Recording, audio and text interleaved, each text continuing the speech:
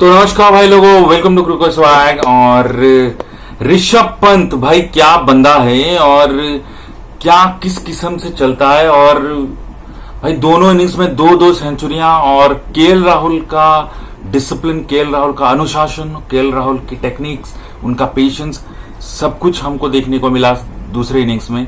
और एक थोड़ा सा डर लग रहा था, छाती धक धक कर रही थी जब शुभमन गिल की विकेट चली गई। लेकिन मैं आपको पार्टनरशिप बताऊं कितने रन की पार्टनरशिप हुई, क्योंकि शुभमन गिल तो आउट हो गए, 92 पर ही आउट हो गए, आते ही चलते बसे। तो 92 से 287, मतलब लगभग 200 रनों की पार्टनरशिप हो गई। मतलब 200 से 5 कम 195 रनों की साझेदारी होगी। अरे बाप रे, जबरदस्त किस्म का रिकवरी था। और कितनी तारीफ की जाए कम है ऋषभ पंत की और केएल राहुल की। गजब का पार्टनरशिप बनाया और लंच के बाद विकेट नहीं गिरा था और चार्ज भी नहीं किया था, डिफेंस कर रहे थे और पता था कि टास्क है और उसके ऊपर नहीं जा सकते। तो एक रिस्पॉन्सिबिलिटी है, तो उसके ऊपर हम नहीं जा सकते, एक दायित्व है, उसको निभाना जरूर पड़ेगा।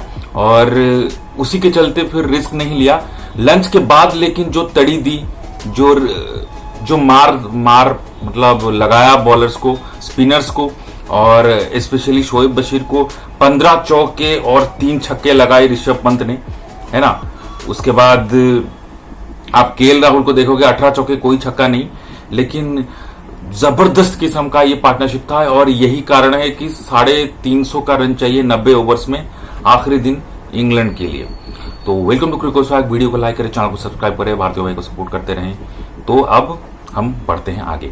शुभमन गिल का विकेट आते ही अर्ली ऑन चला गया। शुभमन गिल का विकेट ब्राइडन कास ने लिया, वो बोल्ड हो गए, क्रैक्स पर गिरा वो। तो क्रैक पर बॉल गिरते ही शुभमन गिल का विकेट गिरा, शुभमन गिल के डंडे पर बॉल लगा, फिर वो चले गए। उसके बाद ऋषभ पंत आए क्रीज के ऊपर। ऋषभ पंत ने बिना किसी जोखिम उठाते हुए बहुत ही धैर्य के साथ, बहुत ही केयरफुली, बहुत ही संजीदगी के साथ डिफेंस किया। और same with KL Rahul as well, KL Rahul ने भी डिफेंस किया और ज्यादा कुछ बाउंड्री मारने के ऊपर तवज्जो नहीं दिया, इक्का दुक्का लेते रहे। और जैसे ही 150 के पार पहुंची लीड 153 पर, क्योंकि लंच के वक्त 159 रन आगे थी, 153 पर 3 विकेट था। तो जैसे ही फिर ऋषभ पंत की आंखें जम गई तो जबरदस्त उन्होंने तड़ी लगाना चालू किया, बाउंड्री लगाई और चारों तरफ उन्होंने शॉट्स खेले। और लेकिन इस बार ज्यादा छक्कों के ऊपर नहीं गए और पिच भी थोड़ी अनइवन बाउंस थी। खेल के बाद जब केएल राहुल को पूछा गया, केएल राहुल ने भी बोला कि हमें पहले लगा था कि पहले इनिंग्स में जब हम बल्लेबाजी कर रहे थे, नाइस जूसी बैटिंग विकेट है, तो लेकिन इतना भी आसान नहीं है कि हम मतलब कि चौथे दिन इतना आसान था, ऐसा नहीं कह सकते। थोड़ा सा ऊपर नीचे हो रहा था बॉल और पिच अपना रंग दिखाता था, पिच वेयर एंड टेयर हुआ उस पर उन्होंने बोला। और ऋषभ पंत को हम जितना ऋषभ पंत ही रहने थे उतना ही अच्छा है, ये केएल राहुल का कहना था। और मैंने उसके साथ पहले भी खेला है और पहले भी हम दोनों की बड़ी पार्टनरशिप लगी है। हमने देखा था जो 170 और 140 की पारी खेली थी केएल राहुल और ऋषभ पंत ने, वो शायद 2016 का टूर था। आदिल रशीद ने बॉल डालकर केएल राहुल को बोल्ड किया था, तो उस पर हम बाद में आएंगे। तो लेकिन उसके बाद उन दोनों ने जो गजब की तड़ी दी और 100, मैंने जैसे बोला 195 रनों की मतलब पार्टनरशिप लगा दी।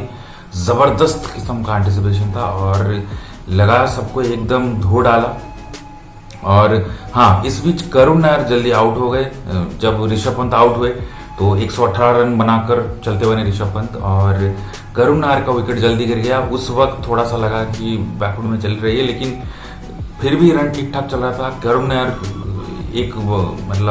एक बाउंड्री जरूर लगाया, चौका स्ट्रेट ड्राइव में, उसके बाद और 2 चौके लगाए। लेकिन मामला धराशायी तब हुआ जब आप देख सकते हो कि केएल राहुल का विकेट गिरा 333 रनों पर और 364 रनों पर ढेर हो गई। मतलब लगभग 31 रनों पर फिर से कोलैप्स हो गया, बैटिंग कोलैप्स हो गया। तो इसी चीज का ध्यान रखना चाहिए टीम इंडिया को कि 31 रनों पे 5 विकेट और उस वक्त भी 41 रनों में 6 विकेट गिर गए थे, तो ये तो नहीं हो सकता। ऐसे तो नहीं कर सकते कि मतलब बैटिंग कोलैप्स आप बार बार होने दो। तो जो और कुछ 20-30 रन ऐड हो सकते थे, 400 के करीब जा सकते थे, वो जा नहीं पाए। 370 पर मामला सिमट गया। लीड 371 रनों का टारगेट मिला, क्योंकि आप लास्ट के बल्लेबाज देखो, रविंद्र जडेजा जरूर स्ट्राइक रख के खेल रहे थे। एक छक्का खूबसूरत लगा था, 2 चौका लगा था। शार्दुल ठाकुर 12 गेंदों में 4 रन। उसके बाद मोहम्मद सिराज 1 गेंद में 0 रन, 2 गेंद खेल पर बुमराह भी आउट हो गए। प्रसिद्ध कृष्णा एड में भाई वो छक्का मारने की क्या जरूरत थी भाई, ऊपर उठाने की। भाई वो रन बना रहा था रविंद्र जडेजा, आपको स्ट्राइक दे रहा था, वो बॉल खेल कर निकाल देते तो क्या पता और 10 रन ऐड हो जाते। लेकिन कौन समझाए इनको, तो उन्होंने फिर लॉफ्टेड शॉट खेला और वहां पर जॉश टंग का अच्छा कैच था प्रसिद्ध कृष्णा का, और शोएब बशीर ने वो विकेट लिया। बॉलिंग पर नजर डाले तो Chris Woakes 19 over 45 run 1 wicket, Brydon Carse 3 wicket 19 over 80 run, Josh Tongue 18 over 72 run 3 wicket, Bashir 22 over 90 run 2 wicket, Ben Stokes 15 over 47 run बेहतरीन bowling 1 wicket, Joe Root 3 over 21 run कोई wicket नहीं। तो फिर उसके बाद जवाब में उतरी जो 4th इनिंग्स यानी लास्ट इनिंग्स खेलने उतरी इंग्लैंड, कोई विकेट नहीं। लगा था कि 1 विकेट जरूर निकाल लेगी इंडिया, निकाल नहीं पाई। वहां पर थोड़ा सा पेशेंस दिखाया जोश जैक क्रॉली और बेन डकेट ने 2 चौके भी लगाए। सिर्फ 6 ओवर हो पाया। जसप्रीत बुमराह ने 3 डाला, मोहम्मद सिराज ने 2 डाला। एंड का ओवर रविंद्र जडेजा को जल्दी लगा के और 1 ओवर निकालना चाहते थे, लेकिन वो संभव पर नहीं हो पाया। रविंद्र जडेजा ने 1 ओवर किया, 3 रन देकर कोई विकेट नहीं। तो अभी आखिरी दिन 90 ओवर में 350 रन चाहिए। आखिरी दिन इंग्लैंड के लिए जीतने के लिए। इंग्लैंड जरूर चेज करने के लिए जाएगी। 4 से जस्ट नीचे का रिक्वायर्ड रेट है। बॉलर्स को भी अपना काम करना पड़ेगा और सिमिलरली फील्डर्स को भी अपना रोल अदा करना पड़ेगा। जो कैचेस वो 2-2 छोड़कर मटर गश्ती कर रहे थे 2 दिन पहले, 2 दिन मतलब दूसरे दिन और तीसरे दिन, इस तरीके से कैच छोड़ने से काम नहीं चलने वाला। और जब जितने कम पर रोक सको उतने कम पर रोक लो, नहीं तो आप किसी को 0 पर रख लोगे, फिर वो और 40 ऐड करेगा, फिर 40 पर कैच छोड़ेगा, वो 80-90s पर फिर दूसरा चांस आएगा, तीसरा चौथा चांस आएगा। तो ऐसा नहीं करना है। तो जितना भी कैचेस आते हैं, जितने भी हाफ चांसेस आते हैं, उनको कन्वर्ट करना बहुत जरूरी है और पकड़ना बहुत जरूरी है। और हाथ पर आने वाले कैच छोड़ना क्राइम है।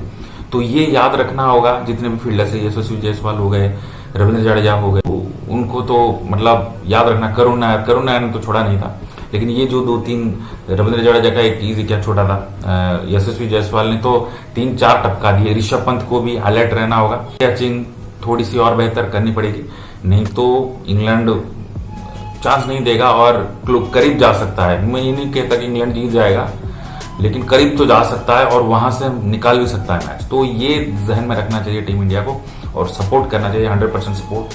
और चलिए फिर देखते हैं क्या कुछ होता है। मैं अपडेट डालता रहूंगा और वीडियो को लाइक करें, चैनल को सब्सक्राइब करें, भारतीय भाई को सपोर्ट करते रहें। वीडियो देखने के लिए आपका बहुत बहुत शुक्रिया, धन्यवाद, गुड आफ्टरनून, बाय।